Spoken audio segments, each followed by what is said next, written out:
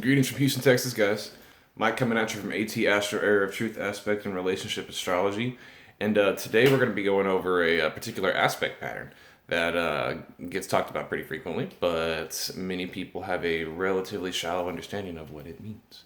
We're going over the Yod. I love Yods. Okay, so a Yod is a particular aspect pattern that you will find in an astrological chart.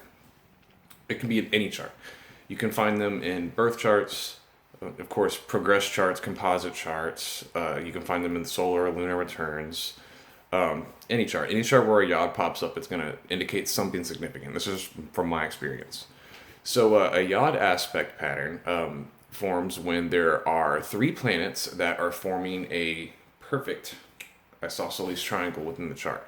And it doesn't necessarily have to be three planets. Many people they have these rules that they use for yods, like the two planets at the bottom have to be the slower moving planets. The apex planet has to be the fastest moving planet, and it can't involve angles or asteroids. I don't agree with any of that because I feel like if you can draw an aspect from a planet to an angle, then you can use that in a yod. I mean, it's still all energies, and think like angles, the cusps of the first, fourth, seventh, and 10th house. I mean, they're still very, very sensitive points within a person's personality. So, why the fuck can't you use them in a yod?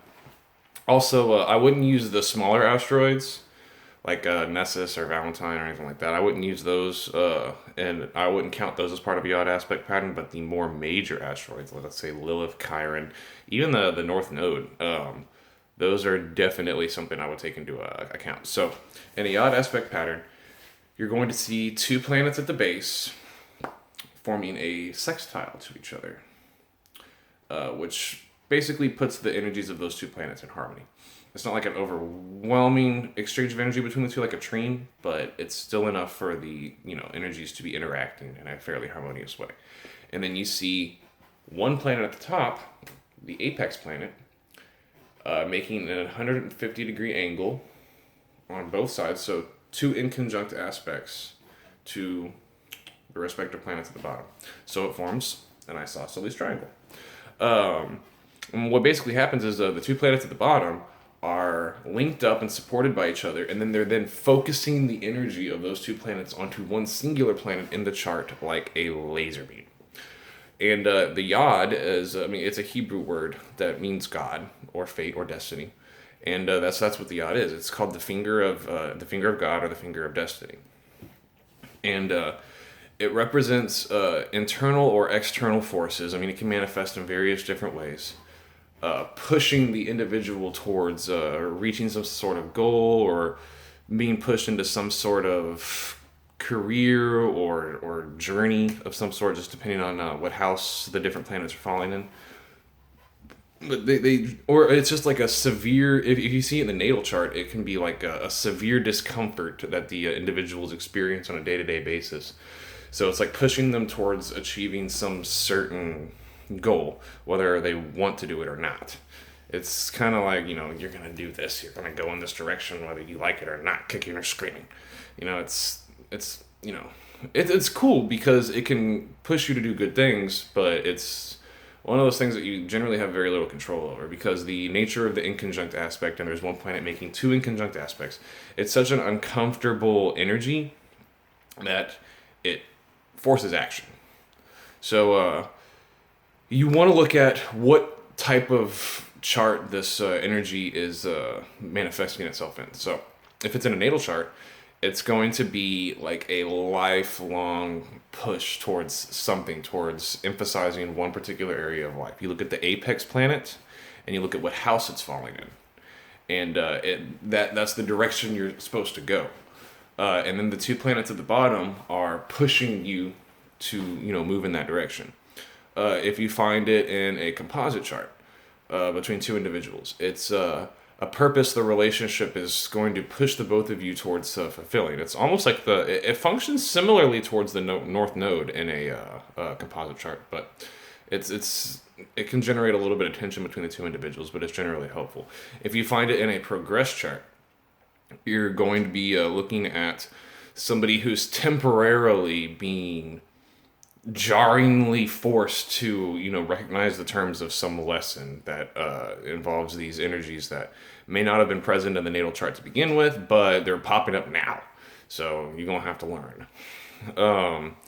When you're looking at solar returns, and that's actually interesting, that is one of the instances where I would generally only really be worried about a Yod aspect pattern showing up if there is an angle involved, especially if it's two planets forming the base being pointed towards the ascendant or towards the midhaven. That's definitely going to be a push in that particular frame of time, because a solar return, lasts for pretty much roughly a year, towards that area of life. And then on top of that, you find out what degree and sign the angle falls at in the solar return, and then you transpose that over to the natal chart, and you find out what house in the natal chart that falls into, so that can give you a really good idea of what area of life you're going to be pushed towards. Like, for instance, in my solar return this year, I have Pluto and Jupiter forming a perfect sextile and forming the two in conjunct aspects towards the midhaven, which has to do with the career. So that's had a very, very interesting effect on my year this year, but it's very, very apparent. So Yod aspect patterns are nothing to really sneer at. They're very, very, very intense energies. A lot of members of the Nazi Party during World War II, they had Yod aspect patterns in their chart. Many of them.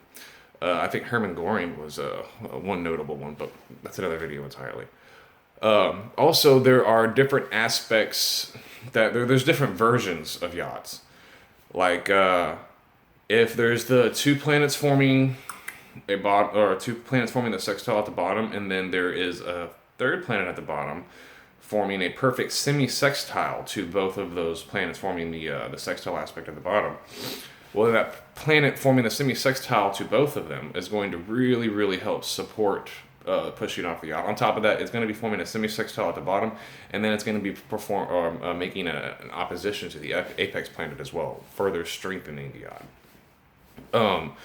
When you also look at Yods, you're looking at you always want to pay attention to transits when it comes to a Yod, because the energies of those three planets or four are linked up so strongly. A transit coming by in any of the charts, the composite, the progressed, the solar return, the natal chart, any planet hitting those 4 points is going to, in a sense, kick off the energies of the Yod. It's going to trigger one of the planets, that planet's going to trigger the energies of the other planet, and then an event's going to occur that's going to begin really pushing you towards, fulfilling the aim of that aspect pattern. Like, I believe, for instance, Albert Einstein, there we go, even better. Albert Einstein had a Yod in his chart pointing towards Uranus. And I believe Uranus was making an opposition to the moon at the other end of the Yod. And on the day that he sent the letter to Franklin Roosevelt, FDR. The day that Albert Einstein sent the letter to FDR, warning him about the Germans' plans to develop their own nuclear weapon, and urging the U.S. government to invest in their own, nuclear project, the Manhattan Project. Transit Jupiter was forming an exact conjunction to the planet at the very bottom of the Yod, in effect setting the whole thing off on the exact day that he sent that letter to the President of the United States. So you always want to pay attention to that, because transits, sometimes the energy of the Yod can lie dormant, and then something will happen and it'll just kick off, and then you're being pushed towards your future, your goal, your purpose, in a sense. So hope this was helpful.